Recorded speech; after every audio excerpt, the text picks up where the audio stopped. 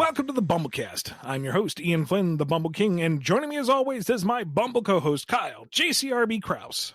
Hi, this is another BumbleKast. It's hard to believe, but we just keep doing them. Despite It's even harder to believe what? That our next BumbleKast live is at the end of this week. What already? How do we do that? Mm-hmm. How did that happen? Mm-hmm. I mean, we keep doing this despite popular demand that we stop. We still keep doing these things. So, I mean, I guess be there. Is it really popular demand? Well, I mean, this popular demand that we stop? Yeah, probably. I don't know. Someone somewhere probably wants us to stop. Well, too bad. We have priority questions from our patrons over at patreon.com/BumbleKast, Ko-fi.com/BumbleKast, and our YouTube members that must be answered. It's true. It's true. And hey, if we stopped, what would you have to complain about? Wait, never mind. Where there's a will, there's a way. Yeah, I don't think it matters. But what does matter are these questions. So we're starting off with this one from Alphamon or Yukon. If all the game events happened in the reboot version of the Archie universe, I just have to ask, what were the rest of the Freedom Fighters doing during those events? I can imagine that they just sit idly by while Sonic, Tails, and Knuckles do all the work. So what part did they play in the events of Sonic Adventure, SA2, Heroes, Shadow the Hedgehog Battle, the Advance and Rider series, Colors, etc.? Okay, Ian, recount all these stories, these game events, and what was going on with the non-game characters during this time.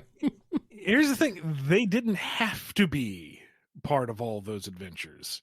You know, Sonic went on a vacation to Station Square and got involved with all that mess.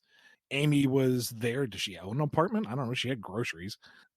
Tails is in the neighborhood. Knuckles got literally dropped into the situation. The Freedom Fighters are in Mobotropolis. They wouldn't necessarily have to be there for Sonic Adventure, and that story takes place over 3 days with no real time to say, hey, Sal, can you gather up the gang and come in for this scooperific mystery? They wouldn't have to be part of every single game story. They can have their own adventures to the side. Or, you know, maybe actually have some time to be at peace and enjoy life rather than Sonic, who is always getting into trouble. So typical. I'm not going to say we had a plan for every single adaptation, but the Freedom Fighters were not necessarily a part of each and every one of them.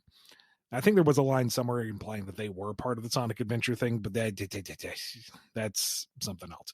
Point is, they didn't have to be shoehorned into every game narrative. Yeah, and I mean, don't think about it too much, because, I mean, some of them were like, well, I guess Colors wouldn't have even happened yet necessarily, unless Unleashed, since you were adapting Unleashed, and Colors was after Unleashed, unless you're changing the order of events, then things like that. I don't know, man. That's just another freaking can of worms.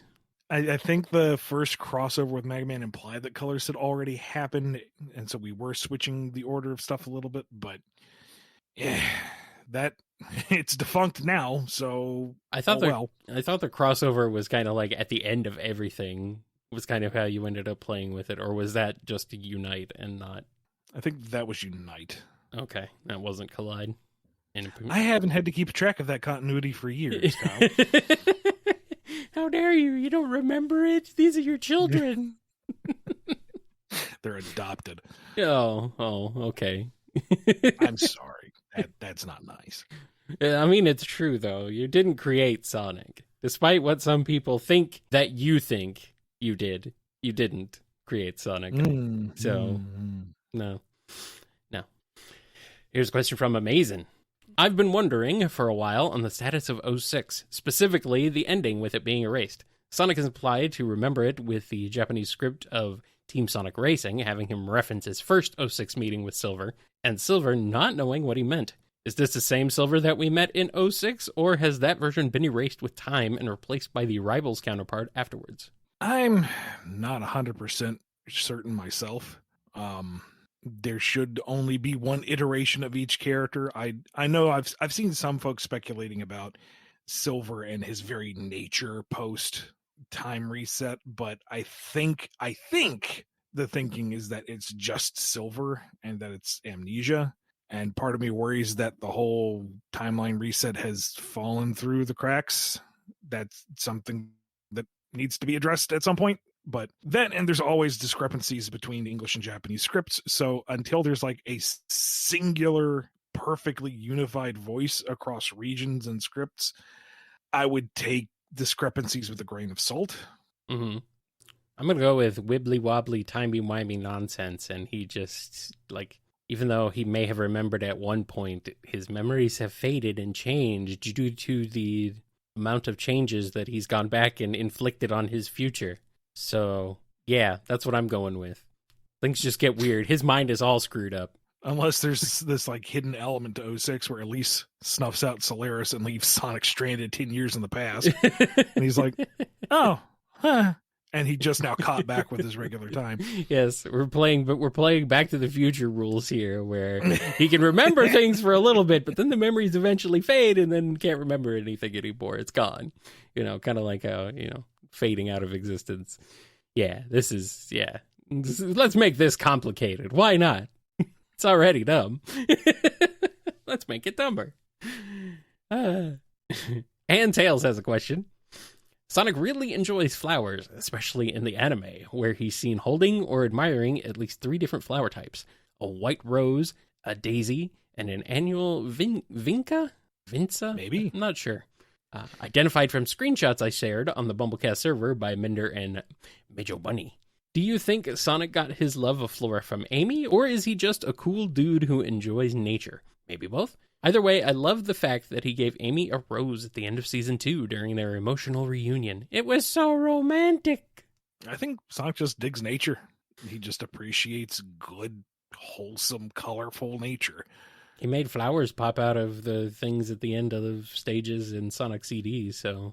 And the ending of the good ending of Sonic 1 is all the flowers get extra bloomy, so... Yep. Yeah. Yep. He's a flower man. He likes flowers. He's just a cool flower dude. Here's one from Andrew D.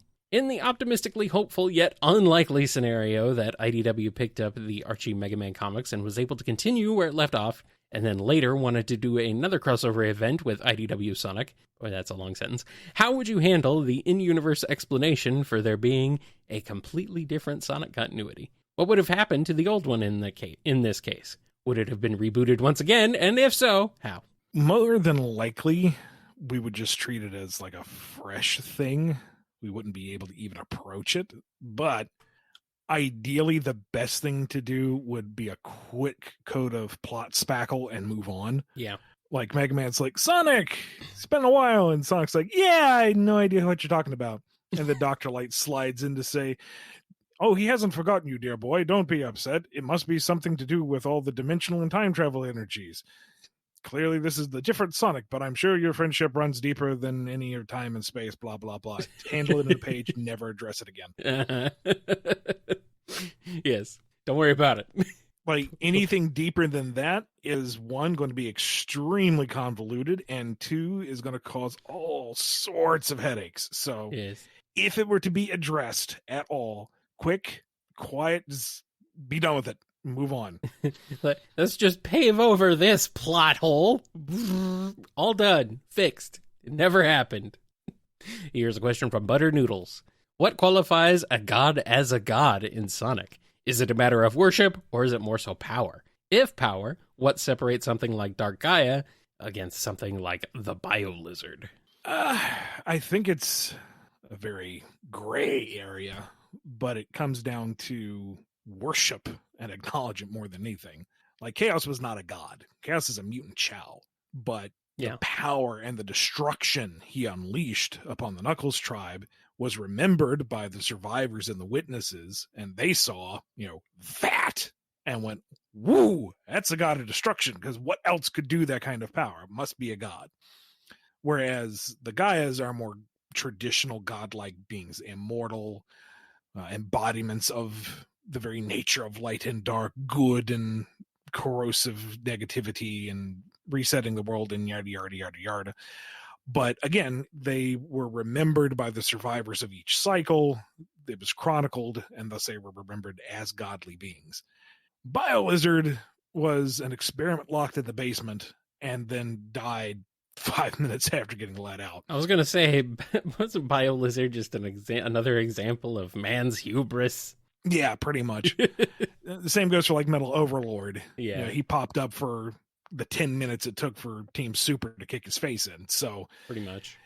it's more of exposure and popularity that makes you a god, I suppose.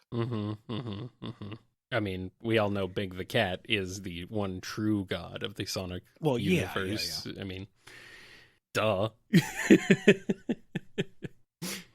Here's one from a Conga. Since Nicole is a lynx and lynxes in real life flop their ears, can Nicole flop her ears? This is a very important question. Nicole 1.0 did not, because she didn't do her full research. But once she figured out that she could do that, she patched in like 1.2.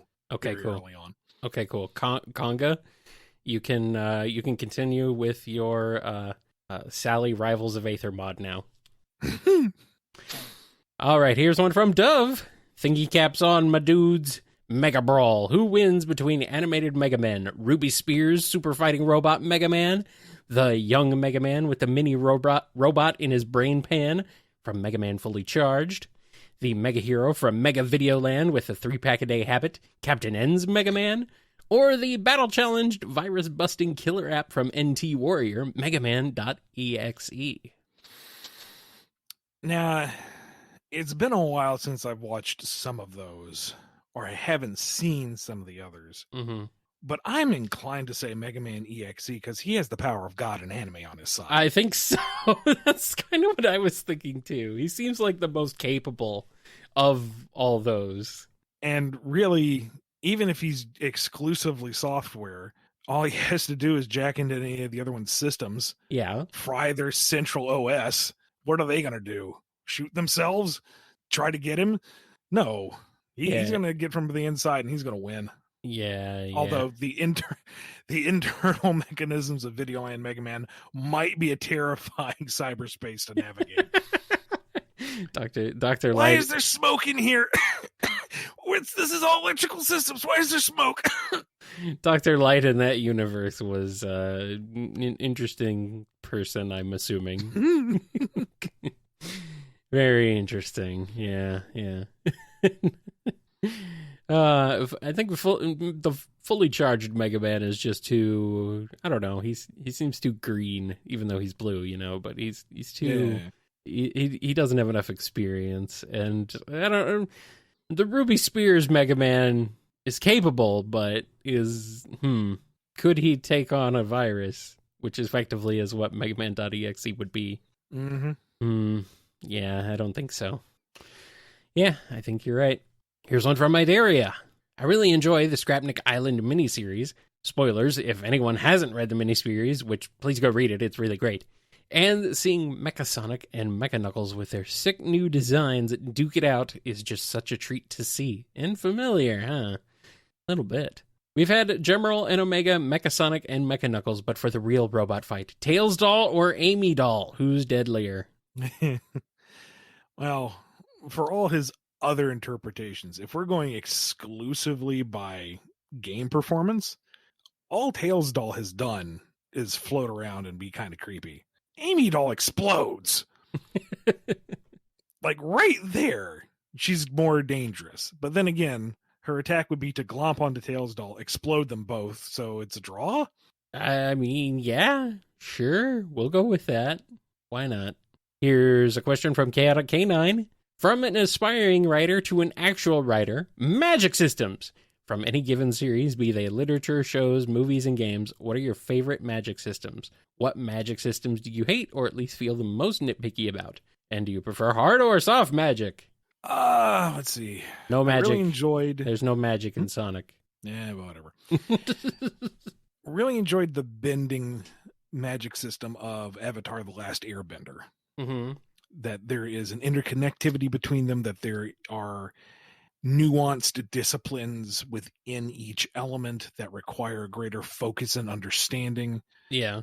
Got a little loosey-goosey towards Korra's into things, but we're focusing on Aang's series for now. Like blood bending, a logical step of water manipulation, but it requires a master practitioner and the boost of a full moon to really pull off. Yeah. Cool. I like that. It's a kind of broken technique, but it's niche and it has extra requirements to pull off. Metal bending, being able to control particulates within unrefined metals. And only Toph could figure it out because she sees it from a different perspective. And it's something that it took her time to understand and work with. Or the fact that, as crazy powerful as she was with solid stone, she could barely do anything with loose sand. I really dig that system. Mm-hmm. I mean, it's Toph, of course. She's just badass in general, so we can't really...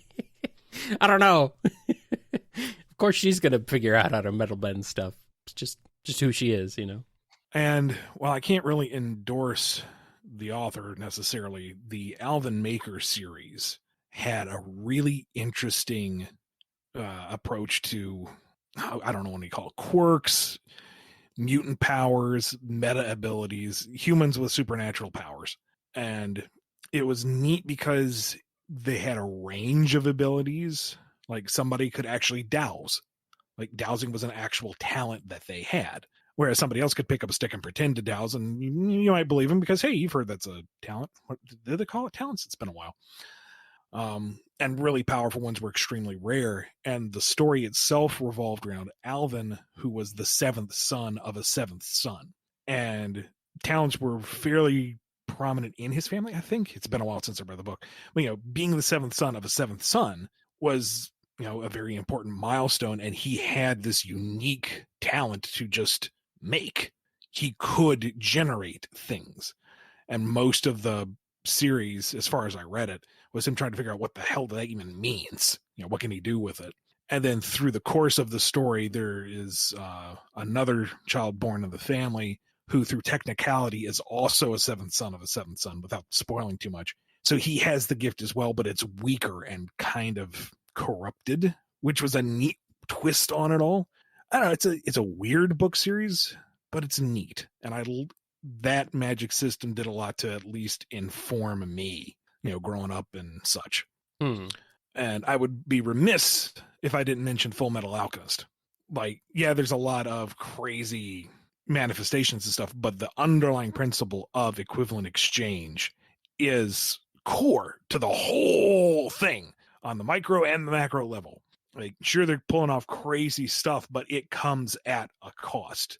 Ed and Al can make these gigantic constructs, but it actually takes from the environment around them. They don't just manifest stuff out of nowhere.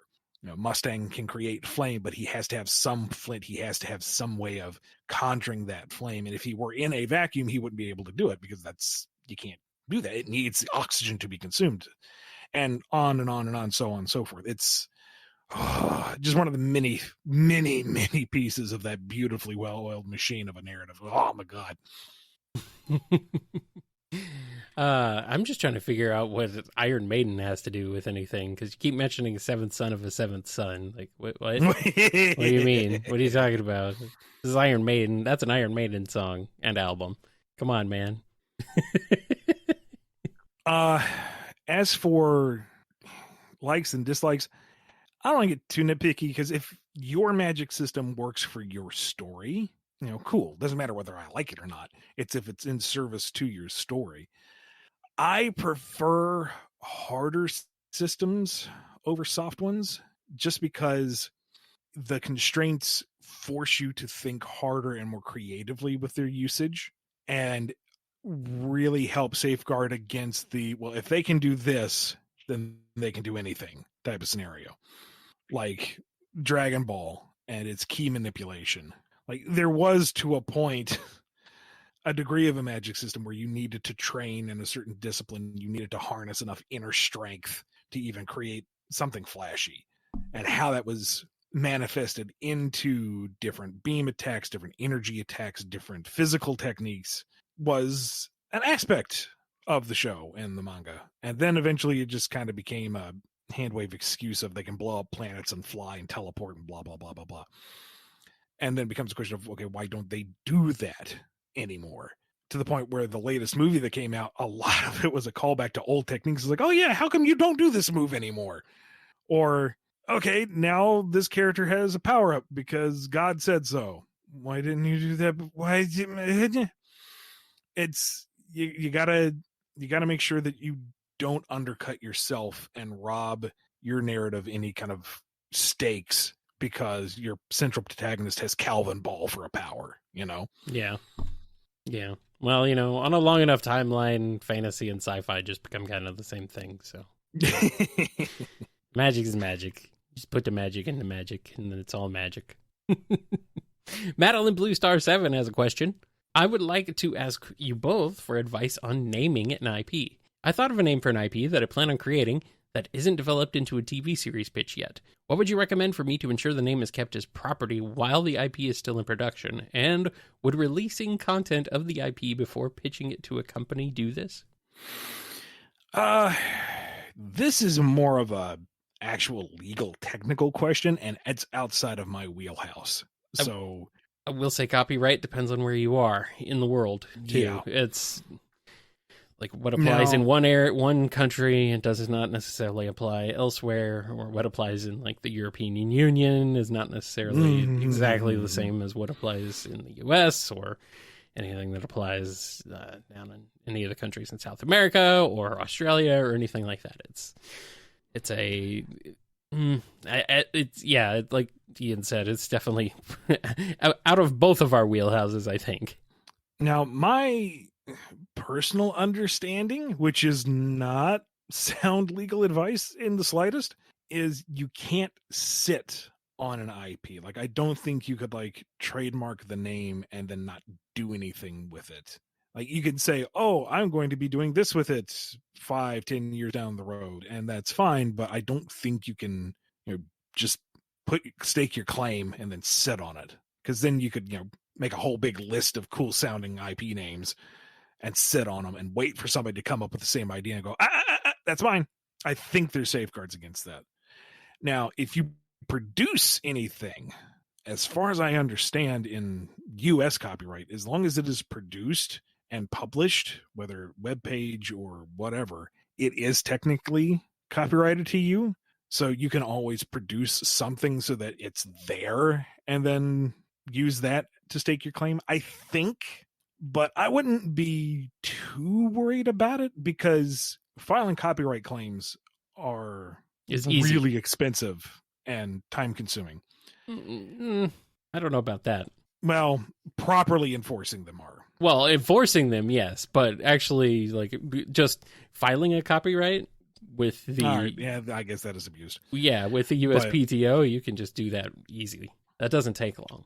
But the point is, the point I'm trying to get to, as I stumble drunkenly forward, is most folks I don't think want to go to war over what is clearly not a copyright infringement. Like, if something shares a similar name but are clearly different products and they aren't really tapping from the same audience or consumer, I don't think there would be a problem. And even if somebody does beat you to the punch with a similar premise and product and whatnot, you can name it Madeline's title. That makes it legally distinct.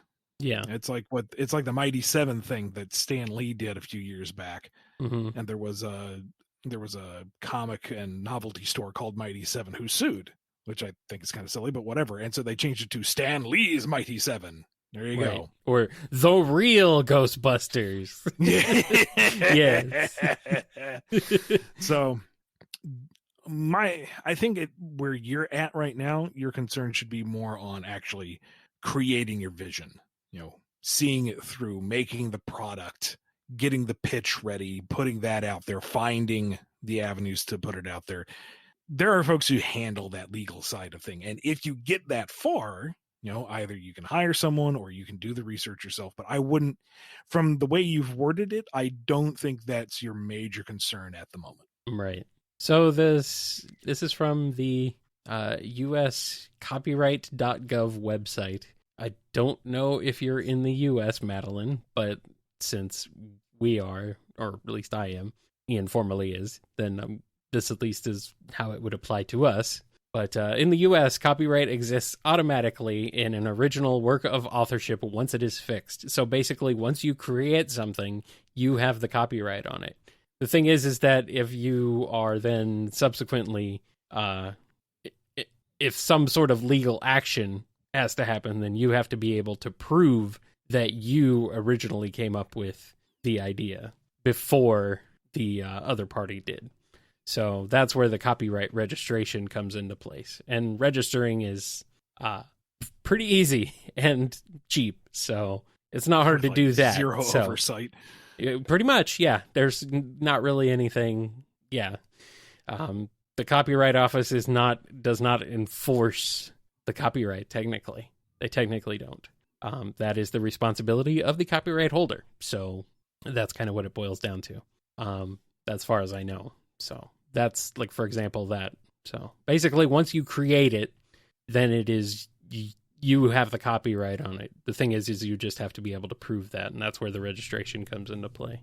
So yeah, it's a bit of a copyright is a bit of a mess in the U.S. So at least I think it's pretty much a mess everywhere. But yeah, we're not the best people to ask about this. I would suggest talking to a professional, either someone at a copyright office, someone with experience with it, or some kind of legal professional in that case. So if you're curious about more.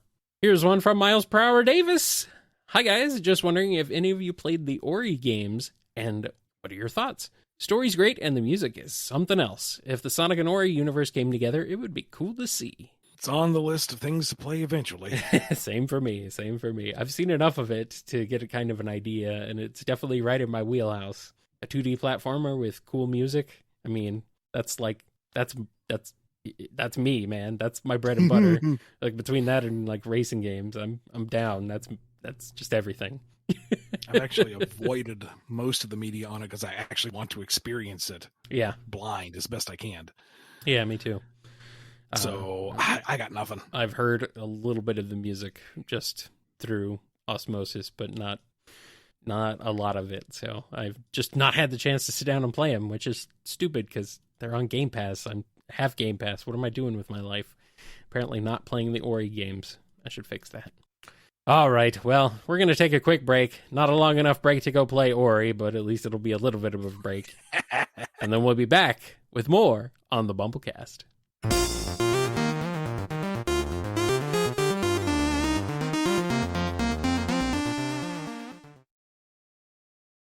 We're back, and we have a question from Miss Batty.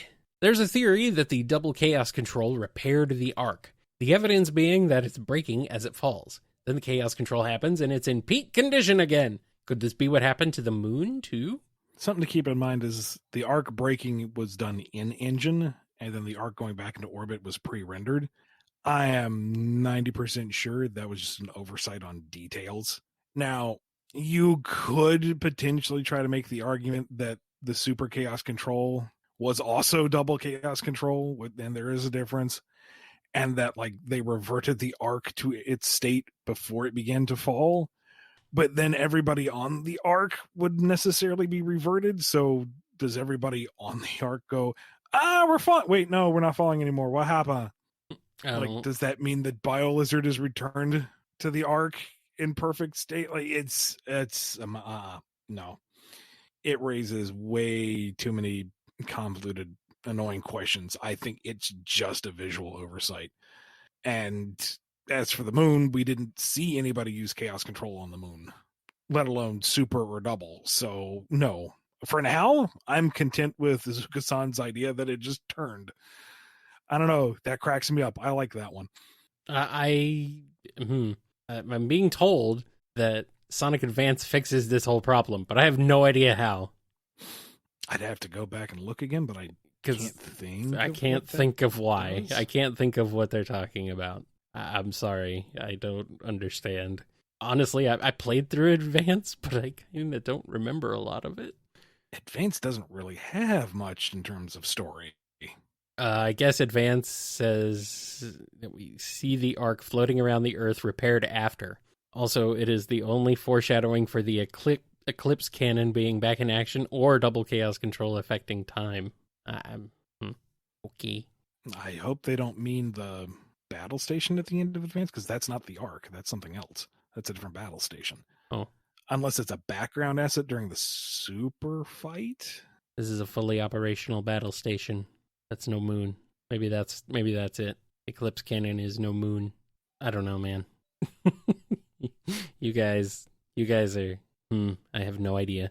I guess in the end credits of Sonic Adventure 2, you see the Ark in orbit repaired. Yeah, and again, that's the pre-rendered CGI asset. Right. That's not the one that was shown destroyed in engine as they did the cutscene. And what I'm saying is, I don't think they synced up the two. Right. It's an oversight. It's a visual it's a lack of continuity within the game itself. It is an error. Someone somewhere messed up. Don't know where, don't know who, don't know why, but someone somewhere messed up. And here we are 20-something years later. It's not a detail that really needs to be followed up on. It's one of those things, it's like, yeah, raises a question mark. Does it really impact the narrative? Not so much. Yeah, I think people are still just hung up on the moon getting half exploded. And I don't know if that'll ever go away or be changed, or anyone will ever address it. I'm sorry, guys. I'm sorry. It's there's just a lot. The moon got better. There you go. Here's a question from Razor. What are the chances of Infinite appearing in IDW Sonic? I have no idea. I don't know if Sega wants to keep him on hand for another game, or if they would be cool with him coming in the comics, or if they want him dead. I don't know. I really don't know. Previously, you have said that he was dead. I am assuming that either that has not changed, or because things are so up in the air, you're just kind of assuming that things could go any which way at this point. I mean, the nature of his quotation marks death are nebulous enough he could come back. He's popular enough. I think you could capitalize on that, but I don't know. The chances are very weak. Here's one from Scurvy Pirate Dog. Big is life. We know that Big is our benevolent god, the most powerful being in the cosmos. But Sonic Movie 2 introduced us to another god of the cosmos, someone whose power is unimaginable, someone who makes every deity Sonic has fought, like Perfect Chaos and Dark Gaia, look like weaklings, someone whose power can match that of our god Big. So, how would a meeting between these two gods go? A meeting between Big the Cat and the Pivonka guy from Sonic 2. Please. Do not defile Big's name with your false, paltry non-god. He couldn't keep up with a single dance routine from a couple of children who had no time to prepare. Pivonka, please. Please.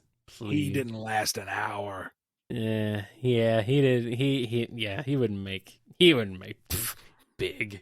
He would declare Pivonka, and Big would go, okay, and proceed to bust a move so transcendent that the snow would melt off the ice caps. It would just be glorious. Oh no, Big is responsible for global warming acceleration. Big Vonka. Nice. All right, here's a question from Sun. I noticed during the Neo Metal arc that Sonic is kind of, shall we say, less helpful than he is in later issues. I understand it takes place after Forces, when he'd been in prison for 6 months, and it might just be me who feels like this, but I felt Sonic could have been a bit more active in helping with reconstruction after the Eggman War, instead of happening upon a town in trouble, helping whichever friend was there, and then running back off into the sunset. Was this intentional, or am I projecting what I would have done onto Sonic? I say this in the kindest possible way. I think you're projecting. I think a lot of people project a lot onto Sonic.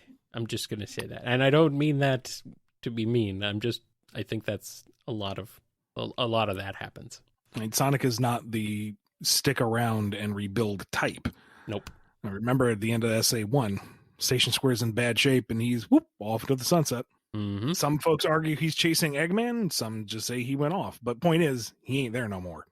And with a lot of the Neo Metal arc, especially early on, there's the mystery of why are the Badniks organizing again. So he's kind of investigating. He's going around checking in on town, seeing what he can possibly find and running into his buddies, which is proactively addressing the issue.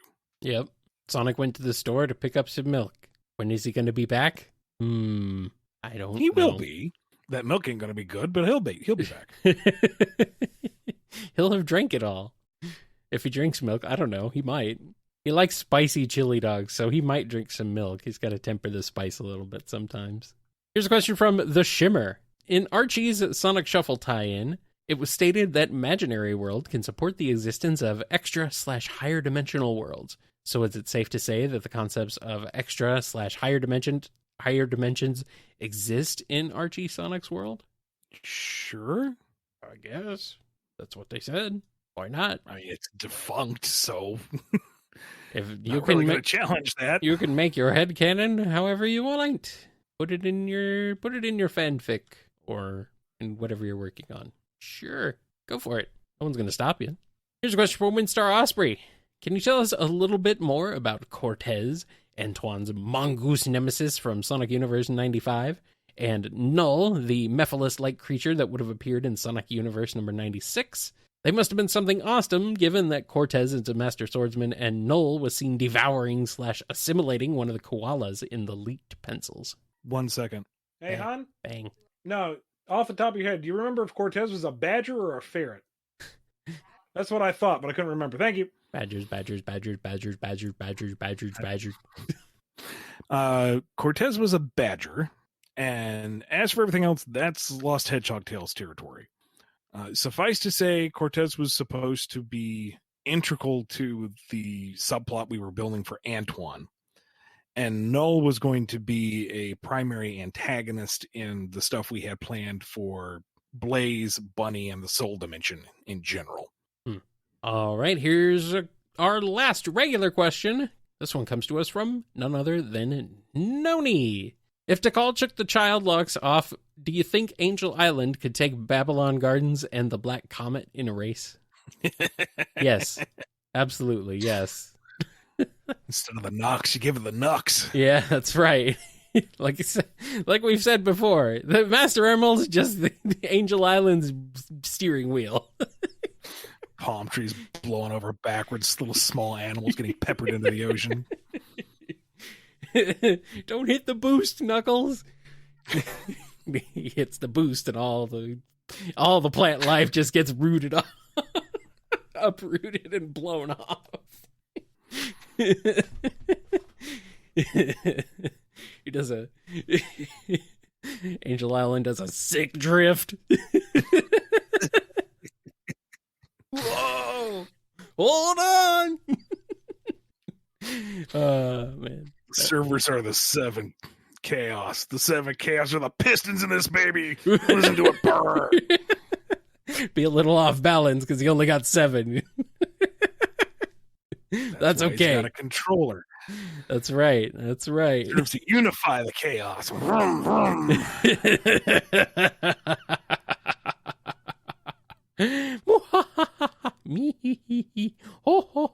Anyway, we're done. Except we're not. We're done with the regular questions. But we still have to get into the Frontiers spoiler zone.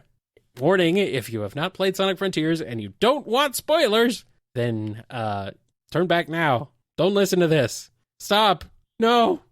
And I think this will be actually our last Frontier spoiler zone, if I'm not mistaken. So I can't remember if we've got some coming up in the minis, but well, yeah. Other than that, yeah. This for regular episodes, this will be our last one, I think. So, yeah, here we go. This one is from Excel Hedge. In a trailer for the game, Sonic was seen attempting to punch Sage in the face. Was this only for the trailer, or was it a remnant of a canceled script where Sonic and Sage had a more aggressive relationship with each other? I like how you're cracking up mid-sentence on that one. I mean, I don't remember this trailer. Oh, he winds up. He like launches himself at her. I either I forgot this or didn't see it. Sonic punches a child. That's what everyone was saying.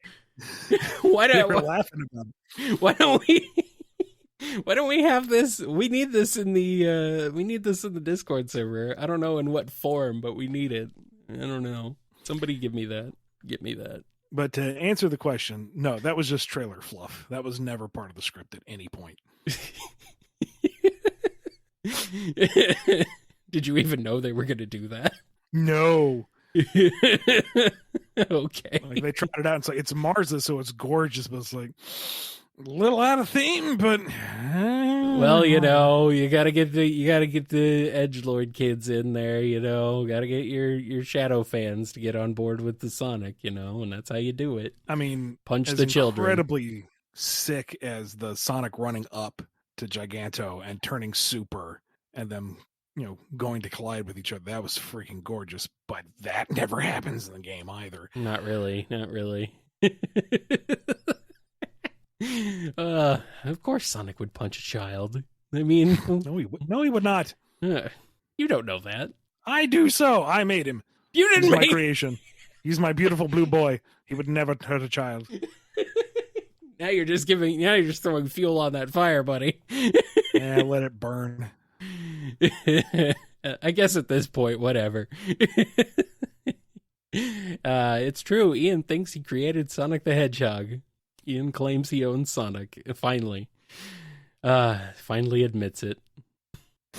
Oh well. At least you can't claim ownership of Knuckles. He belongs to someone else. No, don't even start, dude. All right, here's a question from Happy Times.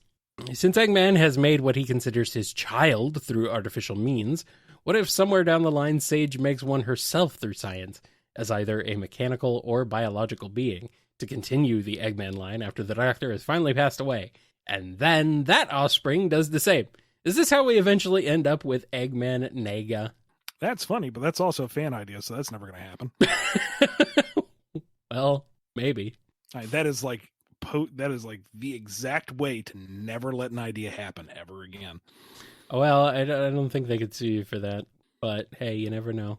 Well, I mean, I've had this policy for how many years? I know. Since you created Sonic, though, you can do whatever you want. You created copyright and everything. You created Sonic, so he's yours now. He's yours. You can do what you want. That's why I canceled Underground after all. Oh yeah, I remember that. Here's a question from Hip Kid Brick. Were the ancients naturally water-based Chaos-esque life forms, or was it the Chaos Emeralds which eventually evolved them into their liquid form? With Egg Memo 11 saying, after countless years, their DNA corroded to the point they were completely transformed into a new species. Some kind of radiation affected them for eons, making them unrecognizable. I was curious if this was related to how we see them in-game, their Chaos-esque forms being the mutation mentioned here, or is this about the Chow, as it has been generally believed to be from what I can tell. Just seeking some clarification as I see the Chow connection used for this egg memo more than what I think it might be referring to. Yeah, it's the Chow. Chow. The ancients were naturally water wibbly wobbly gangly things. It was their exposure to the Master Emerald specifically that corrupted and corroded things to the point where eventually the species was changed into the Chow. Yeah, that seems to be what I kind of got out of it too. And our last question for this episode is from none other than Pandolce. Scenario time. Dr. Eggman has to go out and leaves Dr. Starline watching over Orbot, Cubot, Metal Sonic, and Sage. What happens next, and how mad is Eggman once he comes back and sees the disaster?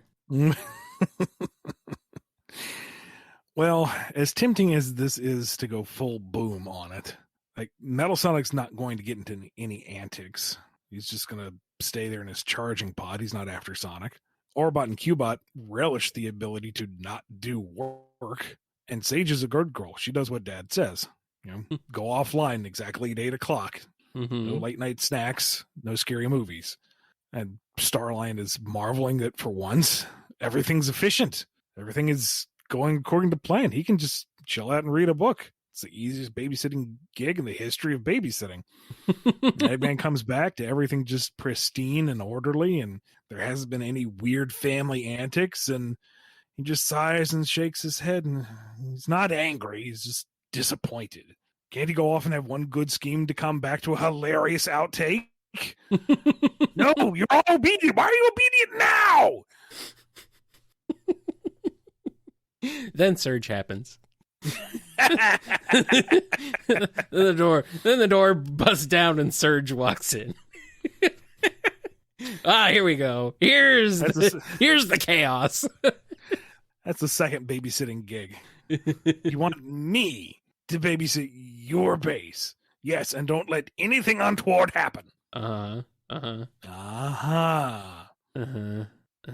thrives in chaos. I know. He likes disaster, whether he admits it or not. He loves them emeralds that are chaos, so yeah, it makes sense. It's good stuff.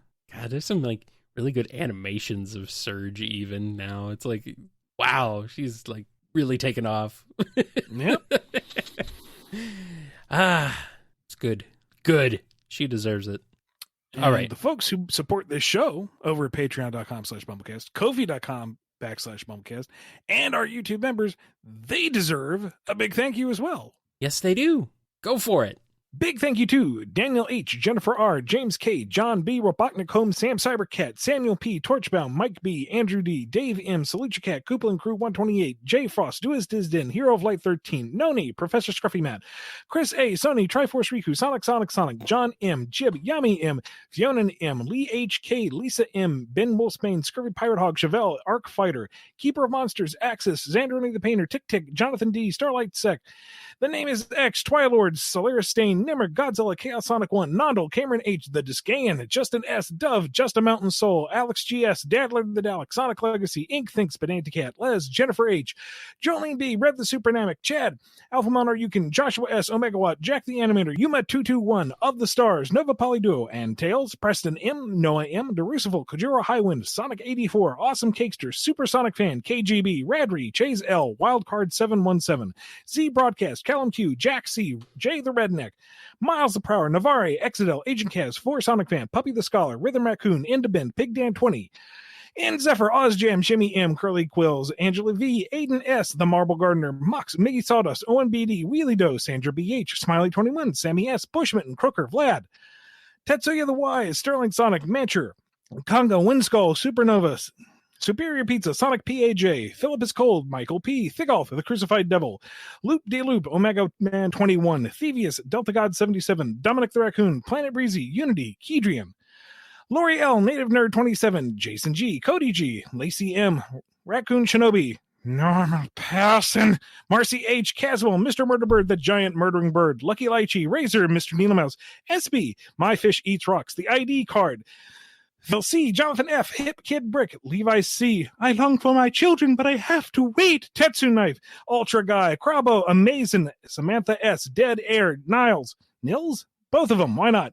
Okay, Cheese Sticks, Adrian W, Zaylock, Nebula Noob, Sonic Mania 2099, Hadronis, Salato 02, Noob 600, Paley, Bug Party, Guts, Jihan S, Sun Blister 16, Danny the Light, Hey Boys, True Sonic Digilabs 19, Zapon Syrian, El Techno Pata, Buttered Noodles, Miles Power D, Frost the Hobbit on Metamode, Wheels 282 Hedgehog, Jamal S, Miss Batty the Shimmer, and XL Hedge. Wow. Justin, how many are on that list now, Ian?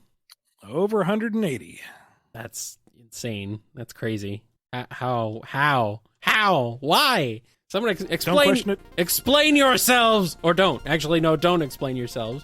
Just continue supporting us, and we very much appreciate it. Thank you.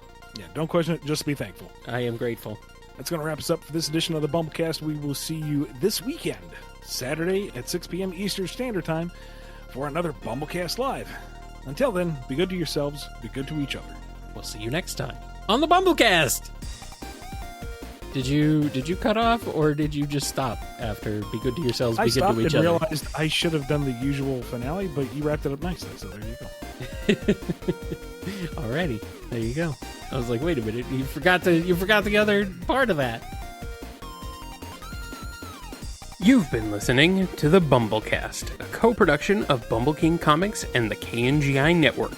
Original theme music composed by Ken Coda Snyder. Remixed intro by T-Lopes. Find out more information, along with podcast feeder links, MP3 downloads, and more at bumbleking.com and kngi.org.